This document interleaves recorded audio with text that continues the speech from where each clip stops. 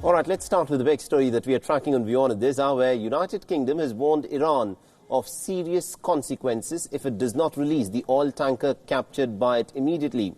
Iran seized one British tanker and also stopped short of another in the Straits of Hormuz, according to the Iranian Islamic Revolutionary Guard Corps, citing violation of the international regulations. As per the latest reports, the tanker is now anchored off Iran's Bandar Abbas port. The diplomatic crisis over Iran's tit-for-tat action has assumed very significant proportions. The Iranian forces captured the British-flagged Stena Impero, announcing the move just 2 weeks after the British Navy, remember, had seized an Iranian tanker off the coast of Gibraltar. Now, the Stena Impero is no longer under the control of the crew and remains unaccountable. This, according to a statement from its owner.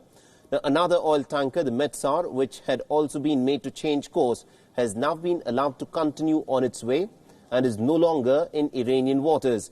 Now, the British Foreign Secretary Jeremy Hunt attended a high-level meeting at 10 Downing Street in the wee hours in the early morning today to decide on Britain's next course of action. Now, speaking to media before the meeting, Jeremy Hunt, however, has ruled out the possibility of any military action. We're not looking at military options. We're looking at a diplomatic way to resolve the situation. But we are very clear that it must be resolved. Freedom of navigation in the Gulf is absolutely essential. If that freedom of navigation is restricted, Iran is the biggest loser.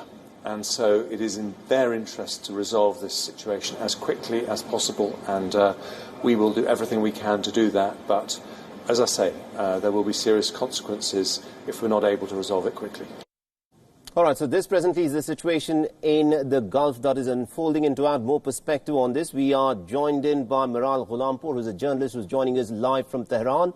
And we're also joined in by my colleague Danle Pagani, who's our West Asia Bureau Chief, who's joining us live from Oman. But Miral, let me begin with you now.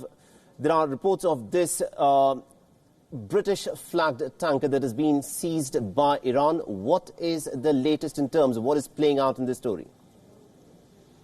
Hello and good afternoon from Tehran. Yes, it seems that the tensions have really escalated to an act of piracy to seize tankers at the Strait of Hormuz.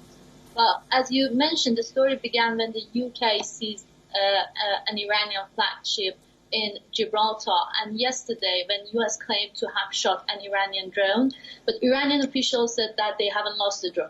But another triggering event was that on Thursday, the day before yesterday, the Gibraltar government renewed the detention of the Iranian supertanker for another 30 days. So I assume that in some way Iranian officials were hoping that the issue with Iranian supertanker would be resolved by now. So now that it is not, they're retaliating in some way.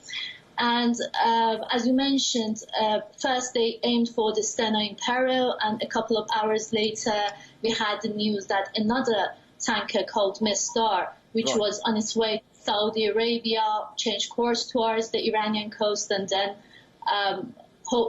as we know, it is now back on track.